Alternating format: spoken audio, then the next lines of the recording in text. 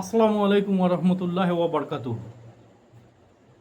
ব্রাদান ইসলাম, আশা করি আল্লাহর হুকুমে সকলে ভালো আছেন আর সকলে ভালো থাকুন, সুস্থ থাকুন, একক আল্লাহর ইবাদত করুন আর দিনে ইসলামকে মজবুত করুন, মসজিদ আবাদ করুন এবং নিজের নসল, নিজের নতুন জেনারেশন যারা আছে, ছেলে বলুন, নাতি বলুন, পোতা বলুন, এদের ঘাড়ে বা ঘরের মহিলাদের ঘাড়ে নামাজ পড়ার তাগিদ করুন এবং নিজের ফায়দার জন্য। কীরকম? আমি যদি মরে যাই তাহলে আমি আলামে বারজাকে পড়ে থাকবো, অর্থাৎ কবরে গিয়ে পড়ে যাব। হাসর আর মৃত্যুর মাঝখানে যে জায়গাটা থাকছে, আমি মরে গেলাম আজকে, আজ থেকে যেদিন হাসরে উঠবো তার আগে, তার সেই দিন পর্যন্ত আমি যেখানে থাকবো সেটার নাম হচ্ছে আলামে বারজাক।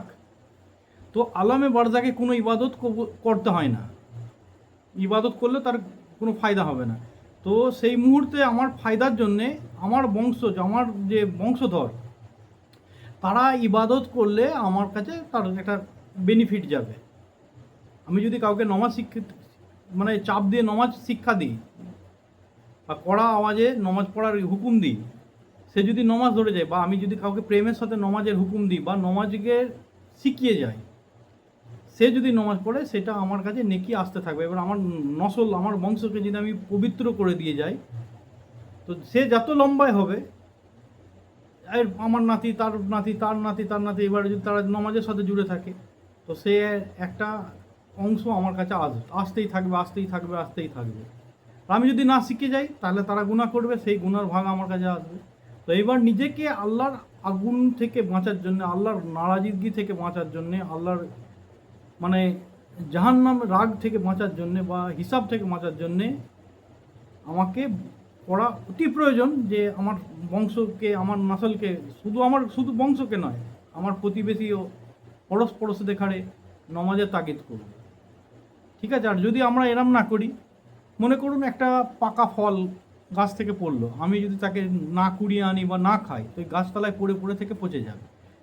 বা আমার ঘরে কোনো খাবার হয়েছে, আমি যদি না খাই, বা আমার ঘর আছে, আমি যদি সেই ঘরকে সাফ সাফাই না ঝাড়ু দিই, তা আস্তে আস্তে ধুলো হতে হতে হতে হতে একটা মানে বাড়িতে বাস করলে 100 বছর বাস করা যায়, আর একটা বাড়িতে ভালো নতুন বানিয়ে যদি বাস না করে, কিছুদিনের ভেতর সেটা বিরান হয়ে যাবে, পোড়ো হয়ে যাবে, বা সেটা মানে ভয়ঙ্কর হয়ে যাবে, ভেঙে ভেঙে পড়বে।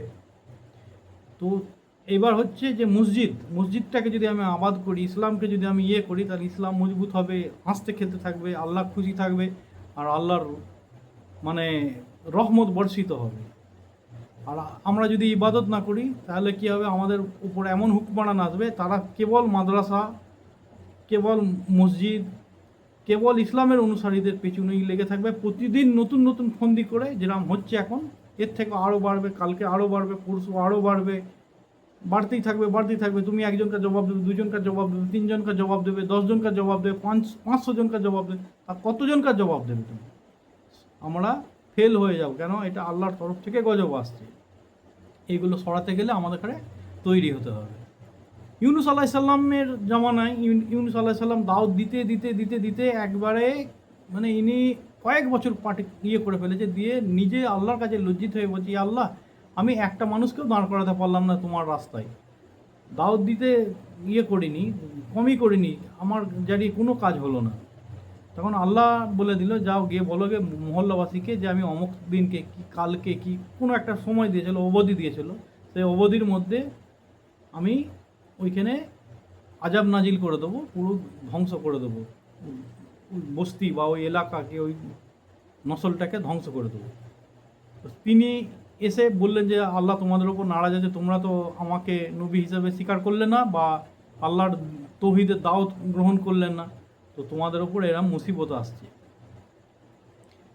দিয়ে কালকে গজব চালু হবে, নাজিল হবে। তো আজকে সন্ধ্যের দিকে একটা ওরকম কালো মেঘ দেখা দিয়েছে। যখন কালো মেঘ দেখা দিয়েছে, ওখানকার বুজুর্গরা জানতে পেরেছে যে আদ জাতিকে ধ্বংস করেছে আল্লাহ, সামুদ জাতিকে ধ্বংস করেছে, অনেক অনেক অনেক জায়গাকে ধ্বংস করেছে আল্লাহ, প্রলয় দিয়ে হোক বা বজ্রপাত দিয়ে হোক বা কোনো মুসিবত দিয়ে।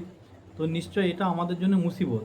তো তিনারা তাড়াতাড়ি আল্লাহর সেজদায় পড়ে গিয়ে মুসিবতটাকে বদলি করে দিয়েছিল। আল্লাহর ইবাদত দুনিয়াতে যে করবে, তার উপর আল্লাহ খুশি হয়ে যাবে, তার সমস্ত গুনাহ মাফ হয়ে যাবে। আল্লাহ তো চাই তার দুনিয়া আবাদ থাকুক, আবাদ আবাদ মানে ইবাদত, আবাদ থাকুক বা ইবাদত করুক।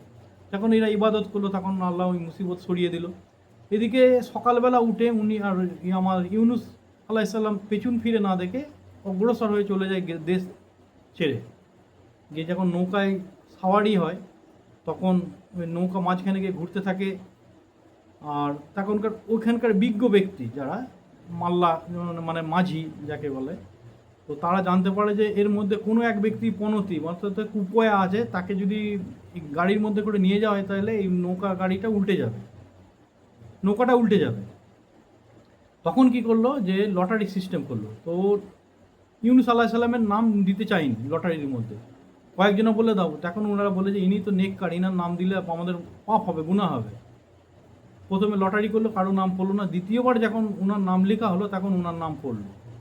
যখন ওনার নাম পড়লো তখন বলে হে এটা অসম্ভব, এটা হতেই পারে না, আমাদের ভুল হচ্ছে। ফের তৃতীয়বার করলো, দ্বিতীয়বারও ওনার নাম উঠলো। চতুর্থবার করলো, যখন তৃতীয়বারও ওনার নাম উঠলো তখন উনি বুঝতে পারে যে আমার কোনো ভুল হয়েছে। তখন উনি বললে যে আমাকেই ফেলে দাও। ওনাকে ফেলে দেওয়া হয়, যে ওনাকে মাছে গিলে নেয়।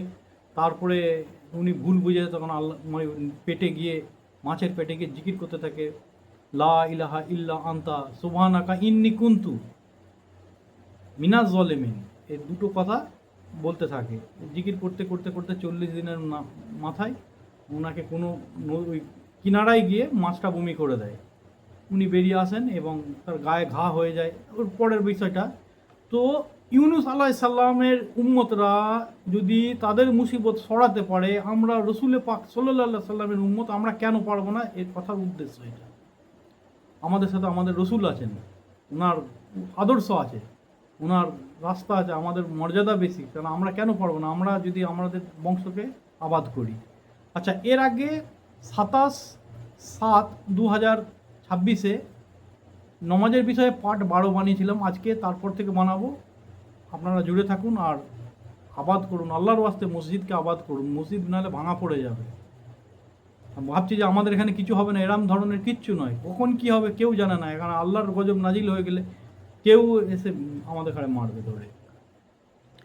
তো আজান কাহাকে বলে?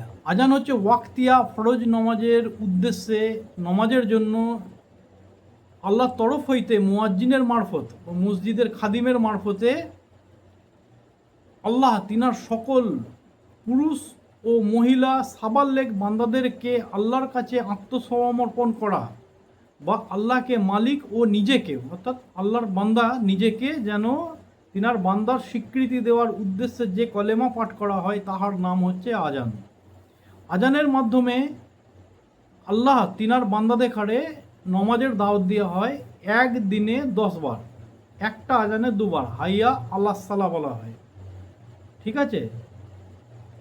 ও সতর্ক করে দেওয়া হয় যে জাহান্নাম থেকে বাঁচার জন্যে অবশ্যই মানে হাইয়া লাল ফালা বলা হয়, যা তার মানে ভালো ইয়ের জন্যে এসো, ফায়দার জন্যে বা নেকির জন্যে বা পবিত্র হওয়ার জন্য, অনেক কিছু আছে ওর মানে। যাই হোক, তো আজান শুনে যেন আমরা গাফেল না হই। 10 বার ডাকলে, একটা যদি থানা থেকে একটা হাবুলদার এসে যদি বলে যে বড়োবাবু এখানে দেখা করতে বলেছে, মানে যার কোষ্ঠকাঠিন্য সে ধীরিয়ে আলা হয়ে যাবে, যার ধেরুনি ধরেছে সে তার পায়খানা ভুড়ভুড়ি জাম হয়ে যাবে। চিন্তা করুন, ওই পুলিশ আপনাকে জানে মেরে ফেলতে পারবে, এর বেশি কিছু করতে পারবে না। যে আল্লাহ আপনাকে 10 বার ডাকছে মসজিদের তিনার কাছে জাহান্নাম আছে, এটা চিন্তা ভাবনা করে দেবেন, সেখান থেকে কেউ বের করতে পারবে না। বোঝা গেল তো? আর আমি মুসলমান বলে দাবি করছি, আমি যদি 14 দিন মানে 14 দিন, বোঝা গেল তো? 3 জুম্মা যদি নমাজ না পড়ি আমি আর মুসলমান রইলাম না। আচ্ছা, যাই হোক, এগুলো মাথায় রেখে এগিয়ে চলুন। ইকামত কাহাকে বলে? জমাতে নমাজ শুরু করার উদ্দেশ্যে নমাজ শুরুর আগে মুয়াজ্জিন মারফত নমাজিদের ঘাড়ে সারিবদ্ধভাবে কাতারবদ্ধভাবে দাঁড় করানোর জন্য যে বিশেষ কলমা পাঠ করা হয়, তাহা নমাজের এই আজানের মতোই, কিন্তু একটা জিনিস জুড়ে দেওয়া হয়, তার নাম হচ্ছে কদকা মতিসাল্লাহ। মুয়াজ্জিন মারফত তার নাম হচ্ছে ইকামত, বা আমাদের চলতি সমাজ বলা হয় যে তকবির দেওয়া। আচ্ছা, এর আরেকটা বিষয় হচ্ছে আজান কোনো ব্যক্তি দিতে পারবে। মসজিদে কোনো ব্যক্তি আগে চলে গেল, তার আজান দিয়ে শখ হলো বা কেউ শখ করে আজান দিতে পারবে, তাকে আজান দিতে বারণ করতে নেই কোনো দিন। কোনো ব্যক্তি যদি আজান দিতে বারণ করে, ওই আজান দিয়ে জিনে কি সেই ব্যক্তিটা পেত, ওই ব্যক্তির কাছ থেকে কাটিং হয়ে গিয়ে ওর কাছে লেগে যাবে। আমি আজান দিতে গেলাম, কি আপনি আজান দিতে এলেন, আমি বাধা দিলাম, আমি হয়তো পাওয়ারে আছি, ক্ষমতায় আছি, বা আমার দবদবা আছে মসজিদের ভেতর, আমি পুরনো মুসল্লি, বা আমি মতুয়ালি, বা আমি যেই হই না কেন, আমি আপনাকে বারণ করলাম, আমার কারণে আপনি আজান দিতে পারলেন না, তো জেনে রেখে দেবেন যে আমার নেকি কাট হয়ে আপনার কাছে গেল, আপনি নেকি পেয়ে যাবেন, চিন্তা নেই। যে রুখবে সে তার জন্য হুঁশিয়ারি এটা। আচ্ছা, 1 নম্বর। 2 নম্বর হচ্ছে যে ইকামত দেওয়ার বিষয়টা হচ্ছে যে জমাতের নামাজ শুরু করার উদ্দেশ্যে, নামাজ শুরু করার আগে নামাজিদেরকে তো বলে দিলাম আমি, চালু সমাজে তাকে তকবির দিয়া বলা হয়। তো এই জিনিসটা ওই ব্যক্তির করা উচিত যার দাঁড়িয়ে আছে, একদম হাদিস আছে, যার দাঁড়িয়ে আছে সেই যেন ইকামত দেবে, আজান দিতে পারে। নমাজ এর ইকামতটা কিন্তু দাড়িওয়ালা ব্যক্তি দেবে, 1 নম্বর। 2 নম্বর, ওই ব্যক্তি দেবে দাঁড়িয়ে আছে অথচ সে জানে না মানে কি করতে হয়। সেটা হচ্ছে এইটা যে ইমাম নমাজ পড়াচ্ছেন, তার আচমকা বাই সরে গেল, কিংবা তার উজু কেটে গেল, কিংবা তার মৃত্যু হয়ে গেল, চলতি নমাজের যে বাকি অংশটা রয়ে গেল, ইমাম যখন ডিসচার্জ হয়ে গেল, তার ইমামতি যখন খারিজ হয়ে গেল, অর্থাৎ মারা যাওয়ার কারণে খারিজ হয়ে যাবে তার ইবাদত, কোনো ব্যক্তি মরে গেল তার ইবাদত করতে হয় না, ইবাদত ক্যান্সেল হচ্ছে, কিংবা তার উজু কেটে গেল, সেই বাকি নমাজটাকে যদি সে দায়িত্ব স্বরূপ মনে করে যদি নমাজ পড়াতে পারে, তাহলেই সে যেন ইকামত দেয়, নাহলে বাপের ঘরের মোয়া বা মায়ের হাতের ডাল চচ্চড়ি ভাববেন না। ইকামত দেয়া কেবলমাত্র ওই ব্যক্তি দেবে যে ব্যক্তি ওই ইমাম কোনো রকম ডিসচার্জ হয়ে গেলে সে বাকিটা ইমামতি করে নমাজটা পুরো জমাতটাকে পরিচালিত করতে পারবে, সেই ব্যক্তি ইকামতের জায়গায় বা মুয়াজ্জিনের জায়গায় যেন দাঁড়ায়, তাছাড়া যেন না দাঁড়ায়। এটা মানে মসজিদ খেলার ঘর নয়। আচ্ছা, কিবলা কাহাকে বলে? যেটা আল্লাহর পবিত্র ঘরকে কিবলা বলা হয়, কাবা ঘরকে কিবলা বলা হয়, ঠিক আছে। আর সকল নমাজিদেরকে কাবামুখী হয়ে, অর্থাৎ কিবলামুখী হয়ে নমাজ আদায় করতে হয়। আমরা পূবে আছি, কাবার পূবের দিকে আছি, তাই জন্য পশ্চিম দিকে, কিন্তু যারা পশ্চিমে আছে কাবার, তারা পূব দিকে নমাজ পড়ে, যারা দক্ষিণে আছে তারা উত্তর দিকে মুখ করে নমাজ পড়ে, কাবাকে গ্রহণ করে, অন্য দিককে কোনো গ্রহণ করার উদ্দেশ্য নেই, ঠিক আছে। মুসল্লি কাহাকে বলে? নমাজ হচ্ছে ফার্সি ভাষা, তো আরবিতে বলা হয় সালাত বা সল্লি, তো যে সালাত আদায়কারীকে মুসল্লি বলা হয় বা এবার বলে সল্লি কোথা বলেছে? ইন্না আতাইনা কাল কাউসার ফাসাল্লি লি রব্বিকা ওয়ানহার। সল্লি মানে নমাজ, কেবল আল্লাহর জন্যই, ঠিক আছে। লি রব্বিকা ওয়ানহার, অনহার মানে হচ্ছে রক্ত প্রবাহিত করা, ঠিক আছে। তাহলে এবার হচ্ছে ওটা হয়ে গেল। দ্বিতীয়টা হচ্ছে মুসল্লা কাহাকে বলে? মুসল্লা ওই ব্যক্তি বলে যেখানটায় নমাজ পাঠ করা হয় সেই জায়গাটাকেই মুসল্লা বলা হয়, যেখানে নমাজ পড়া হয় সেই জায়গাটাকেই মুসল্লা বলা হয়। আবার আরেকটা ইয়েতে বলছে যে তস্তির ওপর, তস্তি মানে চাদর, যে চাদরের ওপর নমাজ আদায় করা হয় তাহাকে মুসল্লা বলা হয়।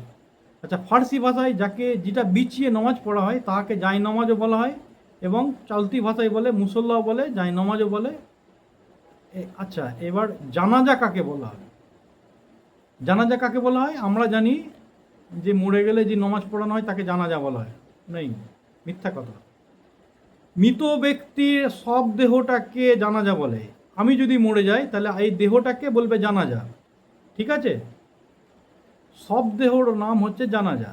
সব দেহর নমাজ যখন হয় সেটাকে বলা হয় জানাজার নমাজ হচ্ছে, জানাজার মানে সব দেহর, মৃতদেহর নমাজ হচ্ছে, মৃতদেহর জন্য নমাজ হচ্ছে, তাকে বলে জানাজার নমাজ। বলে আমরা জানাজা পড়ে এনো, মরা ব্যক্তিকে কি পড়বে? মরা ব্যক্তিকে পড়া যায় না, ঠিক আছে।